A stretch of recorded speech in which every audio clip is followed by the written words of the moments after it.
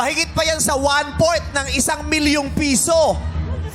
350,000 pesos. Anong naiisip mo na pwede mong pagkagastusan ng 350,000?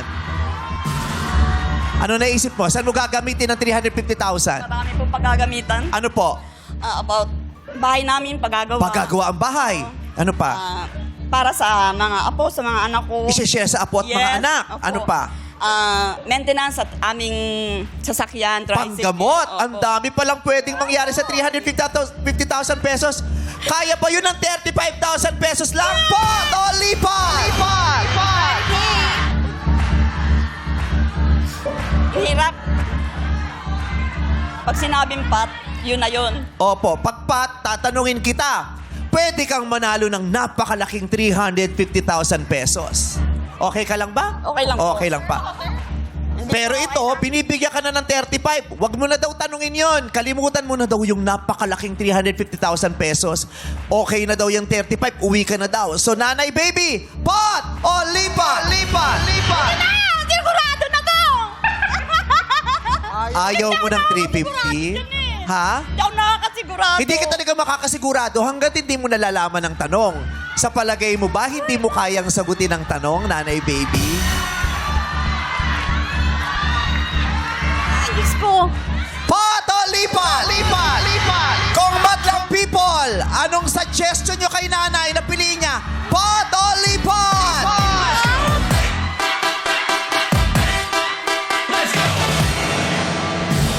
Ang daming may hawak ng pot. Yung mga kaibigan nating senior citizens, ano ba dapat ang sabihin niya? Pot o lipat? Okay lang po. Puro sila pot. Siyempre kasi babalato daw sila dyan sa 350. Ang laki niyan. So ano nanay? 350,000 pesos? Try. O 35,000? Pot o lipat? O lipat? Pot!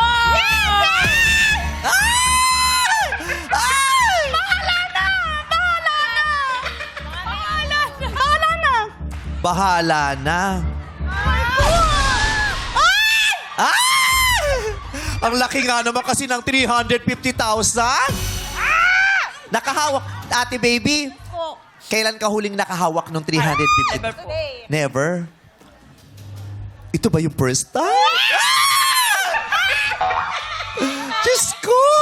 Sigurado ako yung mga nasa bahay na nanonood sa... Pero ang sakit-sakit na. I love you, I love you. It's okay, it's okay. Sigurado ako yung mga kasama mo sa bahay naglululundag. Diyos ko! Kasi nga naman, 352, ang laki niyan. Bahala na si God. Bahala na si God.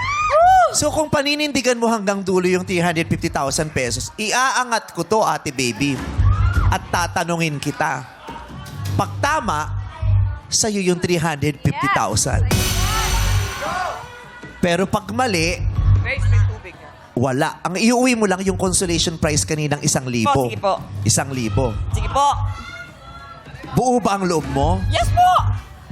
Ayaw mo nung 35,000. Di ka real? Nasa na yung 35,000 ka real? Ayan, ayaw mo?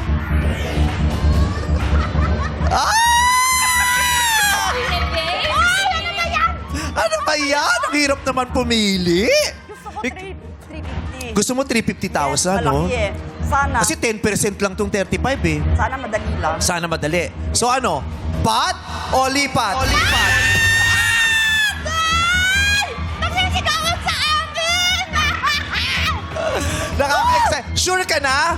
Sure! Ayaw mo talaga nung 35? Ha? Ano yan? Ayaw mo? Ano yan? Ayaw mo? Isang sulyap doon. Isang sulyap. Oh, 35,000. Ayaw mo? Ha? Ito na po. Sure? Sure! So, pat o lipat? Pat! Pat! Tayo ka lang dyan, ate baby. Palakpakan natin si ate baby. Ang lakas ng loob niya. Ganun talaga eh. Nakakakaba. Okay.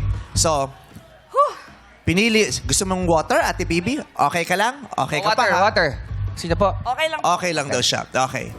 Ngayong pinili mo ang pat, kailangan mo nang sumagot ng tama. Ang atensyon mo ay sa akin mo lang ibibigay, ate baby, ha?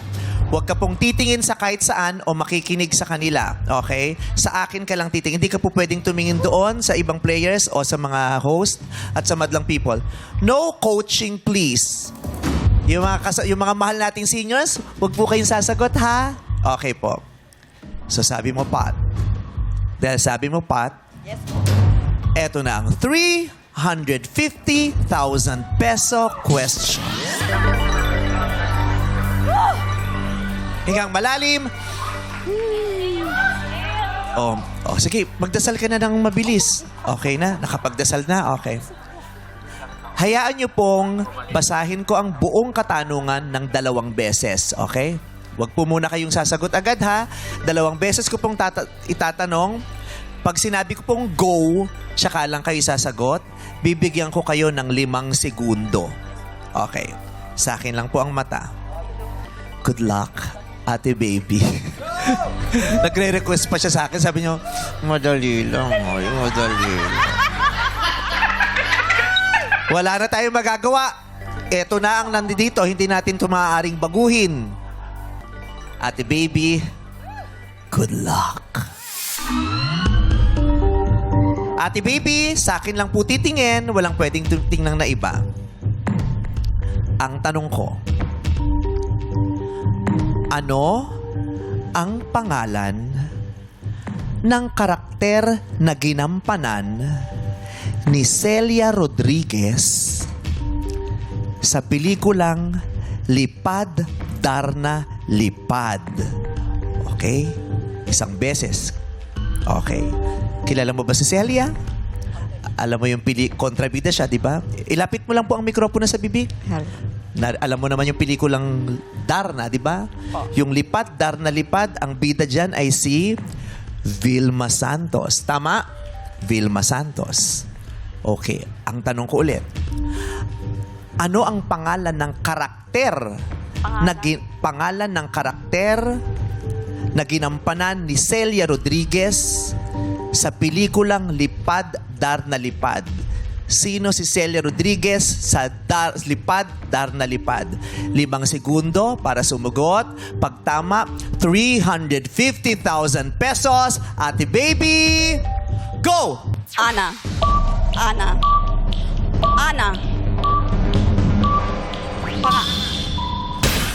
Ang pangalan ng karakter niya ay Ana.